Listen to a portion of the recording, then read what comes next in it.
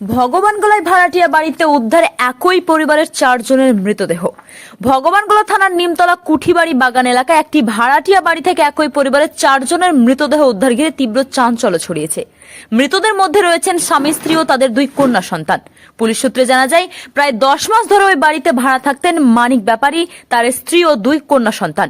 মঙ্গলবার সকালে বাড়ির ভেতর থেকে স্ত্রী ও 2 কন্যার গলাকাটা মৃতদেহ উদ্ধার হয়। পাশাপাশি একটি ঘর থেকে মানিক ব্যাপারীর ঝুলন্ত দেহ উদ্ধার করেন পুলিশ। মৃত মানিক ব্যাপারীর ভগবানগড়ার স্বপনগড় মোড় এলাকায় একটি ফলের দোকান ছিল। তার স্থায়ী বাড়ি নদিয়া জেলায় বলে জানা গেছে। ঘটনাস্থল থেকে দেহগুলি উদ্ধার করে ময়না তদন্তের জন্য পাঠানো হয়েছে।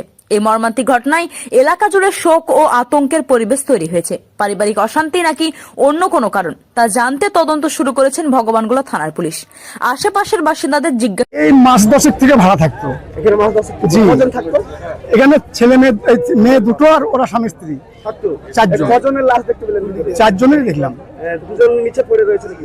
3 জনই নিচে পড়ে আছে। 3 জনই? 3 জন একজন ঝুলছে। হ্যাঁ, একজন ঝুলছে। তাদের কি নাম জানতে পেরেছেন? নাম বলতে মানিক, ওর নাম মানিক ব্যাপারী।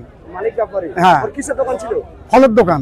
এই স্বপনগড়ে ফলের দোকান ছিল। এখানে আপনাদের কতদিন ধরে ভাড়া থাকতো? মাস 10 হবে আপনার বিল্ডিং এ। আমার কাছে আধার কার্ড ছিল, সব ছিল সবই ছিল।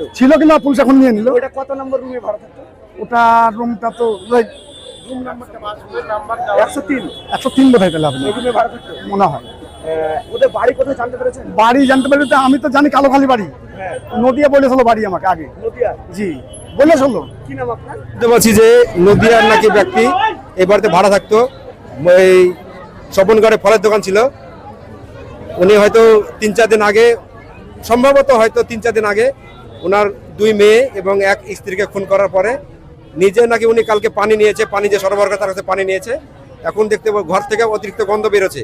অতিরিক্ত গন্ধ বের হওয়ার জন্য আমরা সন্দেহ করছি হয়তো উনি আর স্ত্রীকে এবং 2 মেয়েকে আজ হয়তো 1 সপ্তাহ আগে মেরে ফেলার পরে নিজে আত্মহত্যা করেছে। শুনতে পাচ্ছি, আমরা দেখিনি, মানে পুলিশ প্রশাসন, প্রচুর পুলিশ প্রশাসন আছে। 4 জনই মারা গেছে। 4 জনই মারা গেছে। 3 জনকে খুন করেছে। 3 জনকে খুন করেছে সম্ভবত, তাই মনে হচ্ছে, যেহেতু গলা কাটা আছে। এবং উনি এই জায়গাটার নাম কি? এই জায়গাটা দয়ানগর শেষ প্রান্তে কুঠিবাড়ি আমবাগান বলে পরিচিত। কি নাম আপনার? আমার নাম জিল্লার রহমান, আমার বাড়ি দয়ানগরে।